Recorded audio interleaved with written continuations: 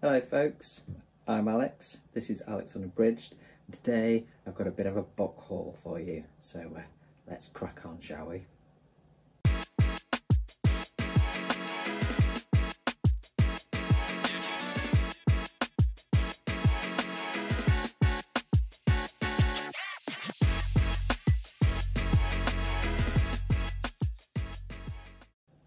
Okay, so I've got some physical books, and I've got some audiobooks as well, which I'll put in at the end of when I've done the physical books. These are all stuff that I have either received as Christmas presents or bought with Christmas vouchers, and the audiobooks are kind of bits and pieces I got in either Audible sales or with a few leftover Audible credits from my subscription last year. So yeah. Let's see what we've got. We've got a good mix, actually, but let's start with the horror, seeing as, you know, horror's my jam. So I'm actually going to start with a library book because I recently rejoined my local library, or renewed my local library membership. It's a very small library, but it's very well stocked, and just having a nice browse, I found the first one, so let's see what that is. So that first one is Horrorology, which is edited by Stephen Jones, illustrated by Clive Barker.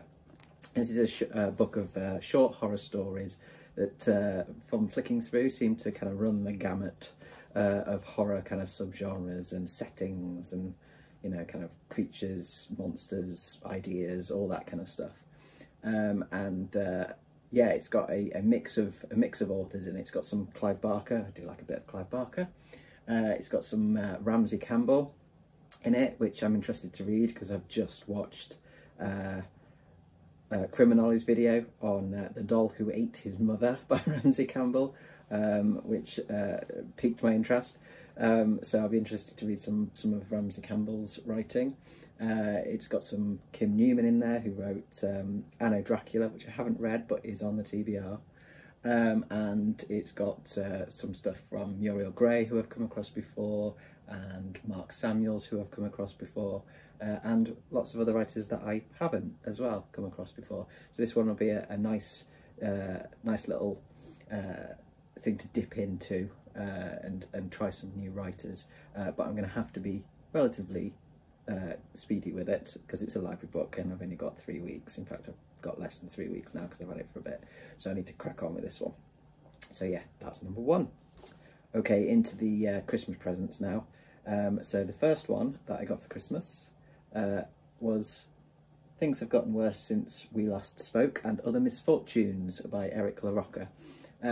This one was one I asked for, and I'm a little nervous with this one, I have to say. It's sort of short stories, a few short stories, maybe novellas lengthwise, but the kind of the title story I'm a little nervous about because I've heard some mixed things, and it intrigued me. That's why I've asked for it, and I've heard some good things about it, but I know that at least I think it does have some potential triggers in for me, like nasty things being done to animals, which is one of the few things in horror that I'm a bit like, oh, I'm not sure.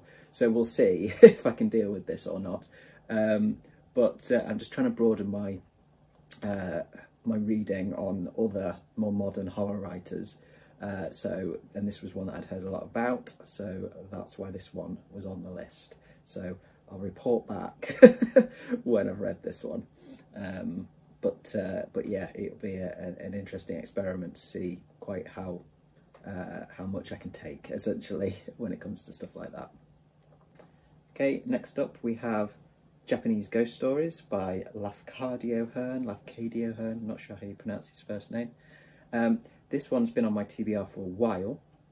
I saw this on Steve Donoghue's channel, and Steve talked so passionately about it that I kind of went, oh, okay. Knowing very little about Japanese literature, and certainly very little about you know, Japanese horror, you know, I knew it was out there, and it looks creepy and very different to a lot of the stuff I've read from, you know, Western authors, which is why I think I should read it. You know, I want to broaden what I read, and I do like creepy. stuff. So yeah, and as I say, Steve was very passionate about this, so I thought I would pick it up. It's short stories, so I can dip in and out of it, which is always nice, get a feel for it. And you know, there'll be a lot of, I think, folklore in there, and that I do love, you know, folklore and horror. That's something I'm particularly interested in, and you know, my own writing is leaning in that direction, in terms of like local folklore. You know, writing stuff that's set in, you know, the sort of landscape and rural areas where I live, in the northwest of England, and so yeah, it'd be interesting to kind of look at that sort of horror, folklore, sort of lead horror, but from a completely different location and culture. So yes, the next one, we're into manga now, and the first one is The Dissolving Classroom by Junji Ito. I've had Ito's stuff, you know, on my wish list for ages. I'm going to get hold of, you know, some more of his, like particularly Uzumaki and Tomie. Those are the ones that really interest me, the big chunky ones. But I thought I would start with something a bit smaller. So yeah, I'm going to go for The Dissolving Classroom and see what I make of this. I've read very little manga before, so it'll be about getting myself into that that kind of format. I've read graphic novels and comics a lot before, but not any manga. So I'm really intrigued to see the differences. And I'm sure this will be creepy and horrible and lovely and and then all those kind of things. So yeah, this one's going to be quite a quick read for me, because I tend to do visual stuff pretty quickly. So yeah, I will report back when I've read it, and hopefully it won't give me too many sleepless nights. Next up, another manga, and this one is Tanabe's adaptation, a manga adaptation of At the Mountains of Madness by H.P. Lovecraft, which is one of the H.P. Lovecraft stories I don't know. I'm not massively well read on Lovecraft. I do have some Lovecraft downstairs. I've got Necronomicon and a couple of other bits and pieces, but I find it quite difficult to read. So I kind of dip in and out every now and again when I'm in the mood for it. But I thought I really like the atmosphere of it, and I really like the cosmic horror. So I thought I would try something visual. Thought that might be a way to kind of get me back into it a little bit. So we'll give this a crack and see what I make of it. Okay, that's all of the horror in the physical books. I've got some more horror coming up in the audiobooks. Okay, so yeah, away from horror, and we are into some short stories now. The first lot is Virginia Woolf selected short stories. This one was a surprise present from my sister, because we've just started a little book club together. It's me, my sister and my mum, and they read quite different things to me. I mean, my sister reads a lot of Jane Austen, George Eliot, that kind of thing. My mum reads lots of everything under the sun, really, but quite a lot of literary fiction, which I don't read a huge amount of. And yeah, they don't read horror particularly, or you know, a few mysteries, things like that. But yeah, we read very different things. But one of the things that we wanted to do with the book club is kind of, you know, see where our common ground is and try some new stuff together. One of the authors that we came up with was Virginia Woolf. And so my little sis got me this. I've only ever read one Virginia Woolf before, and that was a long time ago when I was a student, and that was Orlando. And I did like that a lot. Although I have to say I preferred the film. Again, visual person. But I preferred the film, and I've seen the stage adaptation a couple of times, which is wonderful. But I liked the story, and I did like the writing when I read it. So yeah. This will be good to get back into some Virginia Woolf, and hopefully with other people as well. It's always nice to do a buddy read. Okay, next up, some more short stories, and this is Charles Bukowski, Tales of Ordinary Madness.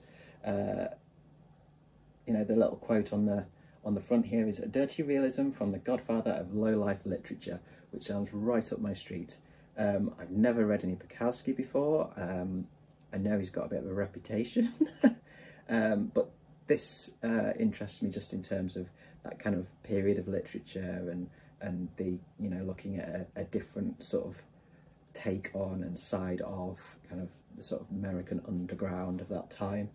I've read some of contemporary stuff, some of his contemporaries, like Burroughs, but yeah, he's one that I've kind of always thought, oh, I probably should read some Bukowski, and so I saw this when I was out with vouchers. It was just sat there on the shelf, and I kind of went, oh, let's crack on with it then.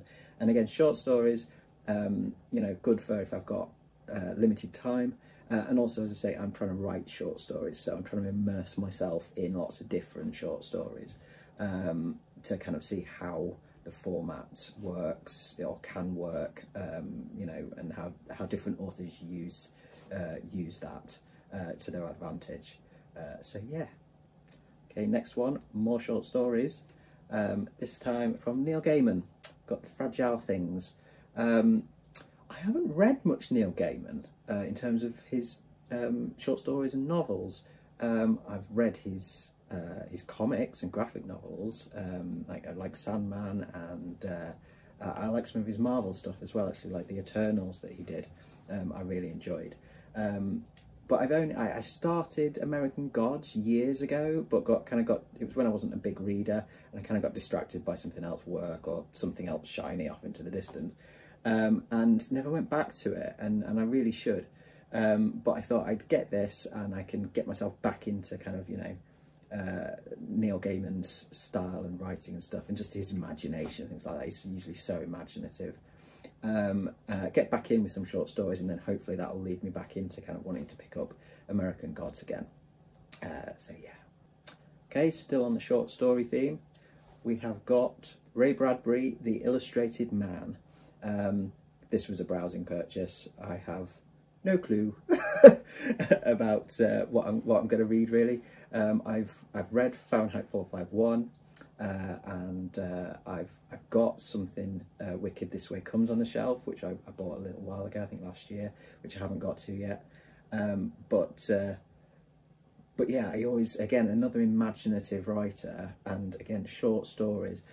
You know, a writer that I think I trust in terms of, I like the style and quality, definitely. And it just looked like a really interesting collection of stuff. So again, I thought, you know, it was a browsing purchase. It was one of those where I just kind of, well, give it a go. So yeah, I will report back again with this one when I'm into it. Okay, back to the full-length novels, and into just a couple of random bits and pieces I've got now. This was another browsing purchase, and that is Octavia E. Butler, Kindred. This one is one that I have seen recommended time and time again on, you know, my favourite booktube channels. And then a friend of mine the other day was yet another person to say, oh no, you got to read that. So I saw it, and I thought, well, might as well then, it's about time, isn't it? I can't put it off any longer. I probably will save it for a few months into the year, because I've got quite a backlog of other stuff that I want to get through first. But at least now I've got it. It can sit there on the shelves, and when I kind of go, now is the time, it's there. I don't have to source it. It'll just be ready and waiting for me. So yeah, Kindred. Okay, next up is Storyland, A New Mythology of Britain by Amy Jeffs. This one I saw like well before Christmas, just browsing in a bookshop, and the front cover caught my eye first. I do particularly like that cover. It feels nice as well. It's one of those really nice tactile ones. And then, you know, looked at it and saw what it was about, and it's, you know, absolutely up my street. It's kind of retellings of medieval tales of legend. Say on the back, medieval tales of legend, landscape, and the yearning to belong. So you know, it's the sort of thing for me which connects to both my writing and my artwork as well. My artwork is pretty much all on landscape and landscape experience. I think that can be hugely heightened by knowing some of the history and certainly some of the legend surrounding the landscapes of Britain, and the mythology. You know, it's that kind of adds a real other dimension for me. And so yeah, so that was kind of the perfect choice for me. And so this one was from my mum. This is exactly the sort of book my mum would get me, and I think she probably wants it back when I'm finished with it, because I think it's probably on her list as well. So yeah, that one's kind of a bit of a research book as much as it is for enjoyment. Yeah, the other thing that attracted me with this one as well, actually, is the illustrations that are in it. It's got some really nice, like, what I assume is lino cut illustrations, which is, I do lino cut, that's part of my art practice. And there's lots of little lovely sort of quite dark illustrations in there as well. And so yeah, I do appreciate that, you know, nice little accompaniment to the text in terms of the form of artwork is always appreciated for me. So yeah. And the final one of the fiction books for the physical books is The Appeal by Janice Hallett. This is one where I've gone for it because I'm interested in the way that it's written as much as the story, because I know a good portion of it is emails, and it's another reason why it's a physical book for me and not an audio book. You know, there are a few things where I'm like, yeah, no, I can't do that in audio. That I don't think that'll work. I need to read this physically, and this was one of them. So yeah, it's one where I'm not sure whether I'll like it or not. It's a mystery. It's kind of whether it's, I'm not sure how cozy it'll be, or you know, kind of whether it's my kind of setting. It's set in, you know, kind of a small town or an English village. Yeah, small town. And it's kind of, you know, set around sort of a shady charity appeal and an amateur dramatic society and stuff like that. So I think it'll be very English, and I do quite like that.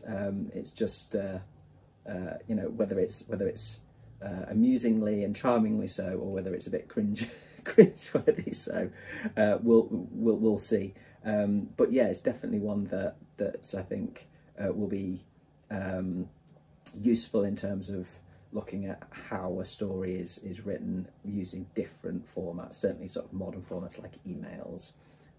So yeah, and I know the Eric LaRocca is also emails. So I've got a couple there, a couple of very different sorts of books to have a little squiz at what it's like to read that, and also how the writers use that. So yeah. Okay, so into the non-fiction, and first up is another browsing purchase, and that is Down and Out in Paris and London by George Orwell. I've read 1984. I've never read Animal Farm, although I do know the story well. I have a soft spot for the animated version. But yeah, I've never read any Orwell non-fiction, you know, his accounts of his observations and accounts of things. And this one just sounded, you know, quite fascinating. Orwell's a fascinating person, you know, anyway, the way that he saw the world, the way, you know, his kind of prophetic nature in a lot of ways. And so, yeah, I thought this, you know, it's short, and it was in the sales when I was shopping with my vouchers. And also it's the sort of thing that I thought my wife would probably quite like to read. So I kind of got it for both of us. We'll both probably get something out of this. So yeah, I've no clue what I'll make of it, but I'm sure it will be a fascinating and probably haunting read, knowing Orwell. Next up, we've got kind of another book that's a bit of a research one as well as enjoyment, as fascination, and that is The Book of English Magic. And this is you know, kind of about the how magic runs through a lot of the English history and culture, sort of from Arthurian legends, you know, through into, like, you know, up to, you know, modern sort of Tolkien, and even into today. So you know, and again, my own writing's kind of playing with folklore, and, you know, it's got elements of sort of magic in it. So yeah, I thought this one would be another excellent one to look at, and I just find this kind of thing really fascinating. you know, magic, the occult, you know, stuff in terms of, you know, historical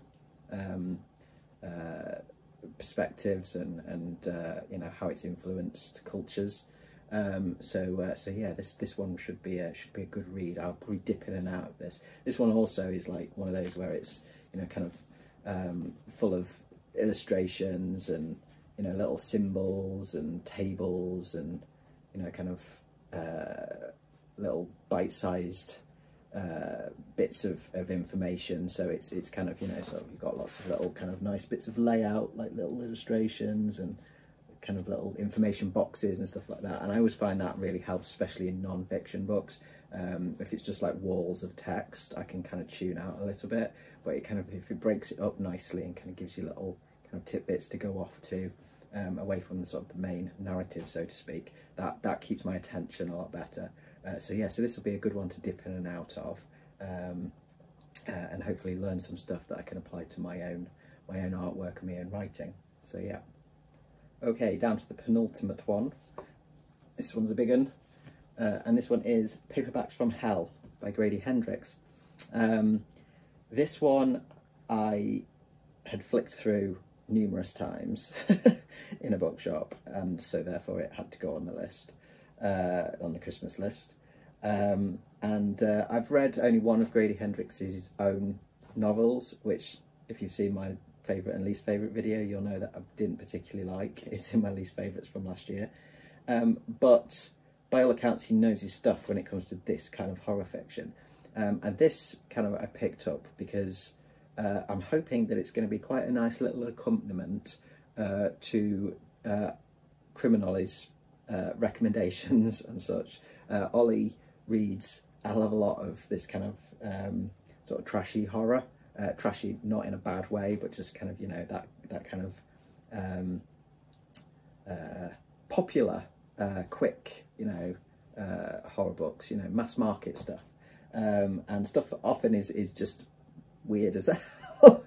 You know, it's like the one, I think the one that started it off for me from him was Slugs by Sean Hudson, and yeah, I just kind of went, oh, this stuff looks great. It's like really good fun. In fact, he's just released a video, like I think yesterday perhaps, about, you know, the value of trashy books, and there is a huge amount of value in them, and they're so fun, and they can get people into reading and into writing, things like that. I will link to that in the description. But yeah, I wanted to get this so that I've got kind of some more information about the genre and the types of horror books and the history, the periods that they were written in, how they kind of like came into being, all that kind of stuff. There's a lot of information in there. And yeah, you know, just something that can kind of be an accompaniment to my education in the Paperbacks from Hell. So yes.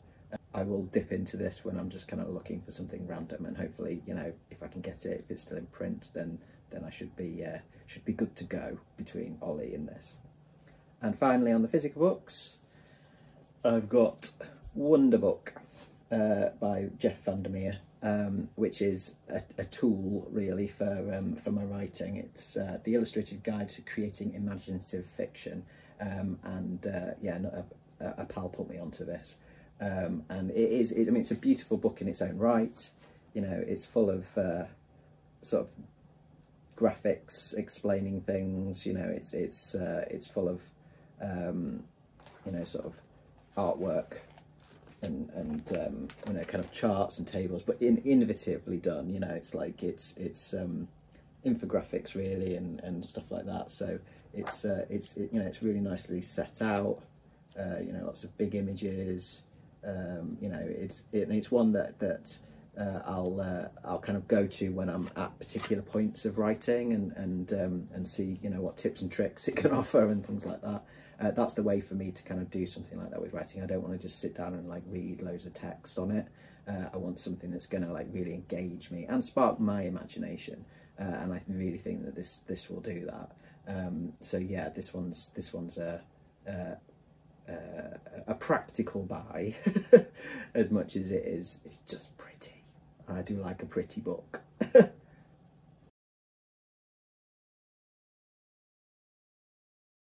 So the first one is Pet Sematary by Stephen King. This is a reread for me. I first read it probably about 20 years ago. It was the third Stephen King book that I read after The Shining and Salem's Lot, both of which I'd really liked. And then Pet Sematary kind of put me off King for a bit, I have to say. I think maybe I was too young to really kind of get it, what it was about. It was a lot scarier to me than the other two at the time as well, so I kind of just, I think it might have pushed me over the edge a little bit. And so yes, but now, you know, I'm a big Stephen King fan, and I've read, you know, more of his stuff. Plus, I'm older, more life experience, etc. So I thought I really ought to give Pet Sematary another go. And so I'm about halfway through it at the moment. And I have to say it's much better the second time around. I think just kind of understanding some of the themes in it, like grief, for instance, you know, actually understanding what that is, what that feels like is kind of important to being able to really get the most out of that book. And yeah, so I think it helps. Again, it's being read to me, and it's being read to me well. I think it's Michael C. Hall, and it's very good. So yeah, so that one's a reread, and I'm so far enjoying it this time around. Okay, next up is The Final Empire, which is Mistborn Book 1 by Brandon Sanderson. This is one because for my adventures in genre this year, February is for fantasy, and so this is one of the ones that I want to read, mainly because it's one that I see talked about so much on BookTube as kind of quite an accessible to sort of high fantasy stuff. I've only ever read kind of Tolkien before as high fantasy, which I mean, I like The Hobbit a lot. Lord of the Rings I struggled with a bit more. I enjoyed it, but yeah, I struggled with that a bit more. So yeah, so I want to try this and see how I get on with this. And as I say, it's one that seems to be well loved. And so yeah, I'm gonna crack on with that. I need to start that right at the beginning of the month because it's long. Next up is 14 by Peter Clines, which is, as kind of, from what I can tell, kind of a bit of sort of mystery, sci-fi, suspense, bit of horror, that kind of stuff. I don't know anything about Peter Clines and Peter Clines' writing, but the reason why I picked this up is because it's narrated by Ray Porter, whose performance on Project Hail Mary I absolutely loved. So once I finished that, I went and looked at what Ray Porter had done, as you know, as well, in you know, extra things he'd done in audiobooks. It's quite a lot of them, and that then 14 seemed like, you know, my cup of tea. So yes, I'm going to give that one a go for a bit more Ray Porter. Then we've got Hitch-Hiker's Guide to the Galaxy, which I can't believe I've never read actually before. I'm pretty much very nearly finished with that, and that is part of my adventures in genre for January, which is comedy month. January is for jokes. So yeah, so I got that one, and yeah, it's it's good fun actually. It's really good fun. So yeah, I will be reporting back on my experiences with that and another comedy book, funny book, within the next few days, really, so look out for that.